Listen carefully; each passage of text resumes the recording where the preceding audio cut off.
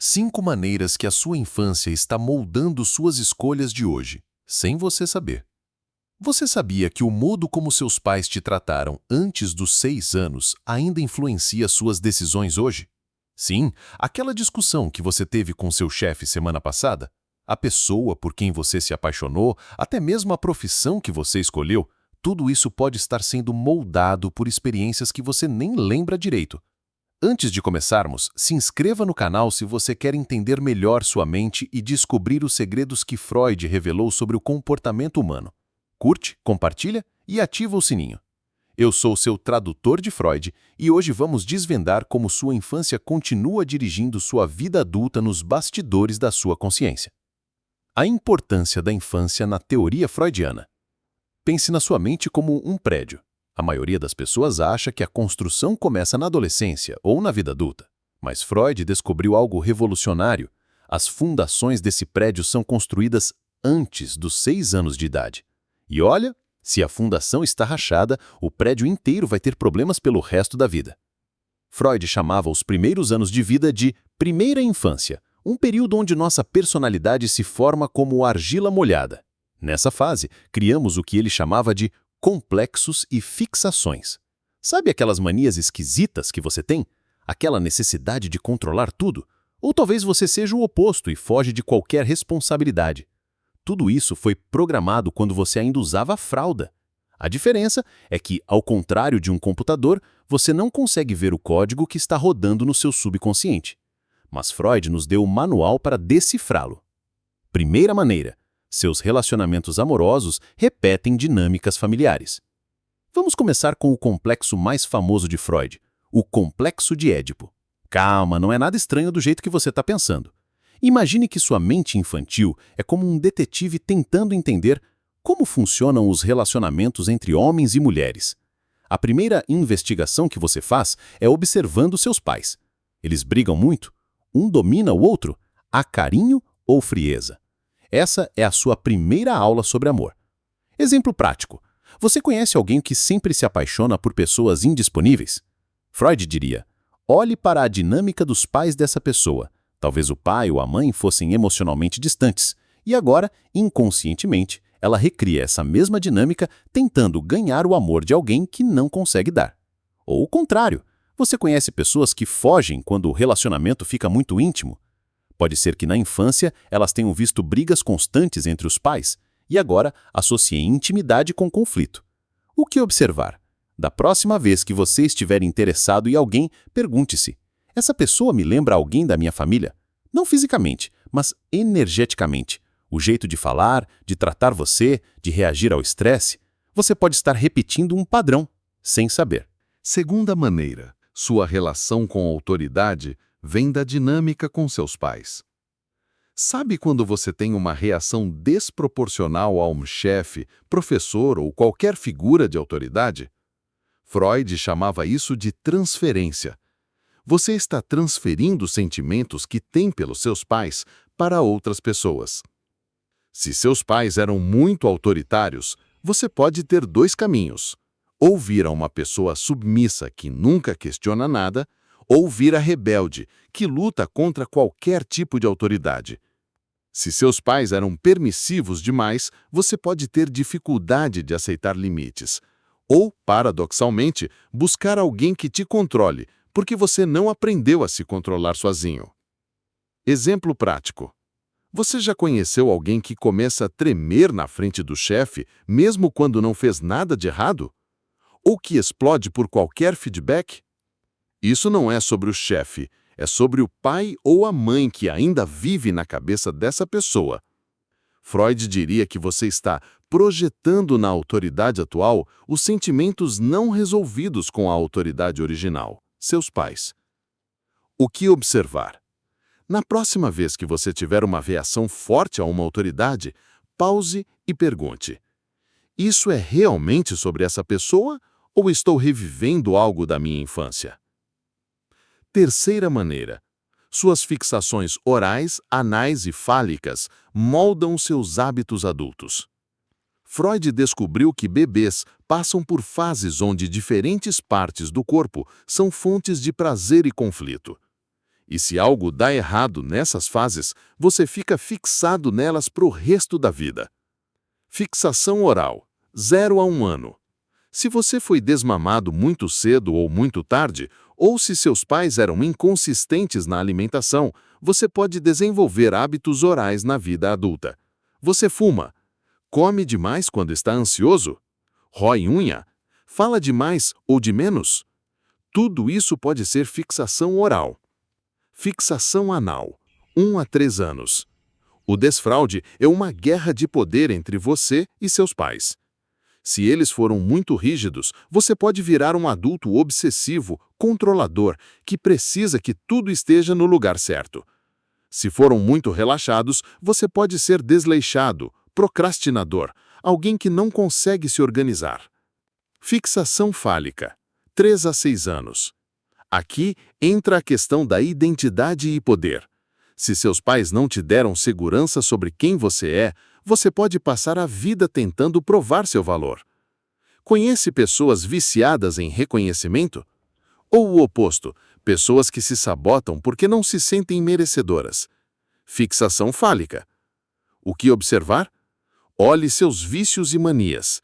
Eles podem ser tentativas de resolver conflitos não resolvidos da infância. Quarta maneira. Você recria dinâmicas familiares no trabalho e na amizade. Sua família foi sua primeira empresa. Ali você aprendeu como lidar com conflitos, como conseguir atenção, como sobreviver emocionalmente. E agora você usa essas mesmas estratégias no trabalho e na amizade.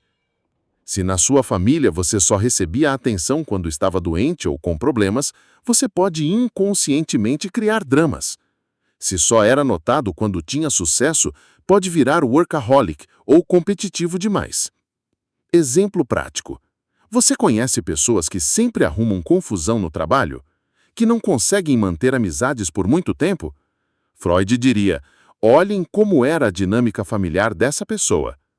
Talvez na família dela, conflito era a única forma de interação genuína. Ou pessoas que fazem de tudo para agradar todo mundo e nunca dizem não. Pode ser que na infância, desagradar os pais significasse abandono emocional. O que observar? Repare nos seus padrões relacionais. Você sempre assume o papel de salvador, de vítima, de rebelde? Esses papéis foram ensaiados primeiro na sua família. Quinta maneira. Seus medos irracionais têm origem em traumas reprimidos. Freud descobriu que a mente infantil não consegue processar experiências muito intensas. Então, ela enterra essas memórias no inconsciente, mas elas não morrem, elas viram fobias, ansiedades, medos irracionais. Você tem medo de altura sem nunca ter caído? Pânico de falar em público sem nunca ter sido humilhado? Medo de abandono desproporcional ao que você viveu conscientemente? Esses medos podem estar conectados a traumas que sua mente consciente esqueceu, mas seu corpo ainda lembra. Exemplo prático. Uma pessoa que tem pânico toda vez que precisa tomar uma decisão importante. Conscientemente, ela não lembra de nada traumático, mas na terapia pode descobrir que aos 4 anos, toda vez que ela escolhia algo, um brinquedo, uma roupa, os pais brigavam. Sua mente infantil concluiu: escolher é igual a caos. O que observar? Seus medos fazem sentido com sua história consciente. Se não, pode haver algo mais profundo. Como esses padrões se repetem? O conceito de compulsão à repetição. Aqui vem o mais fascinante da teoria freudiana. Nós tendemos a repetir situações dolorosas da infância, mesmo quando isso nos machuca. Freud chamava isso de compulsão à repetição. Por que fazemos isso? Porque sua mente inconsciente acredita que desta vez você vai conseguir resolver aquela situação antiga. É como se você ficasse preso num videogame tentando passar de uma fase que travou na infância. A pessoa que escolhe parceiros que a rejeitam está tentando, inconscientemente, fazer com que alguém indisponível finalmente a escolha, como não conseguiu com o pai ou a mãe. A pessoa que sempre arruma confusão no trabalho está tentando provar que consegue lidar com conflitos melhor do que conseguia quando era criança. O problema é que você não está mais na infância. As estratégias que te ajudaram a sobreviver aos 5 anos podem estar te sabotando aos 35. O que observar no dia a dia? Sinais de que sua infância está no comando. Reações desproporcionais. Quando sua resposta emocional é muito maior do que a situação merece, provavelmente você está reagindo ao passado, não ao presente. Padrões repetitivos. Você sempre escolhe o mesmo tipo de pessoa? Sempre tem os mesmos problemas em empregos diferentes? Sempre reage da mesma forma em certas situações? Isso não é coincidência. Gatilhos específicos. Certas palavras, tom de voz ou situações te desestabilizam completamente? Esses podem ser ecos de experiências infantis. Comportamentos automáticos. Você faz coisas sem pensar e depois se pergunta: por que eu fiz isso? Esses comportamentos automáticos geralmente vêm de programações antigas. Dificuldades sem explicação lógica. Você é inteligente e capaz, mas tem bloqueios em certas áreas da vida que não fazem sentido racionalmente? Pode haver um trauma reprimido sabotando você. A solução de Freud: tornar o inconsciente consciente.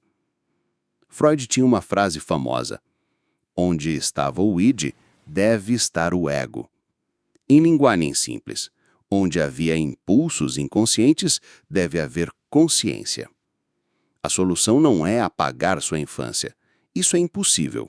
A solução é entender como ela ainda te influencia, para que você possa escolher conscientemente em vez de reagir automaticamente.